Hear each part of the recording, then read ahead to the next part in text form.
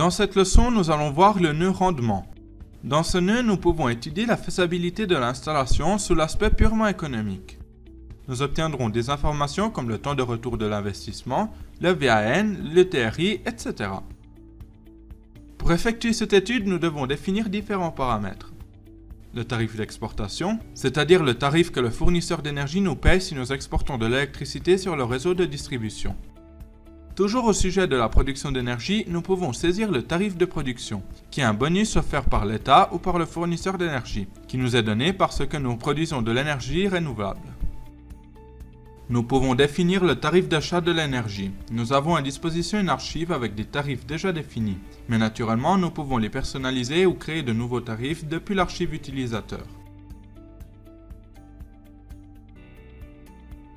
En créant un nouveau tarif, nous devons en définir le nom, les plages de référence et les valeurs du tarif pour chaque plage horaire.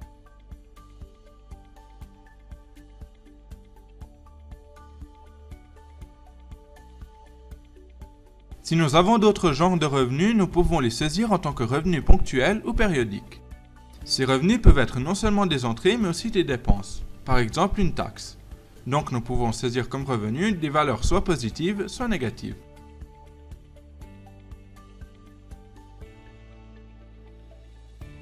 Un autre paramètre que nous pouvons définir est le financement, c'est-à-dire que nous pouvons indiquer l'accès à un prêt ou un leasing, afin de payer l'installation. En sélectionnant un prêt, nous devons définir les différents paramètres. Le montant, les intérêts, le taux de fréquence, si mensuel ou annuel, etc. La durée du prêt. De cette façon, nous obtenons le plan d'amortissement. En sélectionnant un leasing, de façon similaire au prêt, nous devons définir des paramètres qui naturellement sont spécifiques du leasing, comme par exemple le remboursement final. Une fois saisies aussi les informations sur le financement, nous obtenons le temps de retour de l'investissement. Nous pouvons optimiser ce temps de retour grâce aux informations que nous avons saisies dans le nœud consommation. Vu que nous connaissons le bilan énergétique et les tarifs d'achat et de vente de l'énergie, en indiquant aux clients les habitudes de consommation à changer, nous pouvons éviter l'achat d'énergie à un prix supérieur et exploiter au maximum la production de l'installation, en évitant de revendre l'énergie à un prix inférieur. Cela signifie que le temps de retour sera donc inférieur. En cliquant sur l'icône en bas à droite, nous pouvons visualiser un tableau qui indique toutes les sorties et les entrées pendant chaque année de vie de l'installation.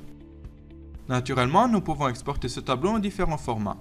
Nous pouvons visualiser aussi les principaux graphiques relatifs au VAN, au TRI, au flux de trésorerie cumulé, etc. Ou nous pouvons créer des graphiques personnalisés avec des informations qui nous intéressent soit en tant qu'histogramme, soit en tant que diagramme linéaire.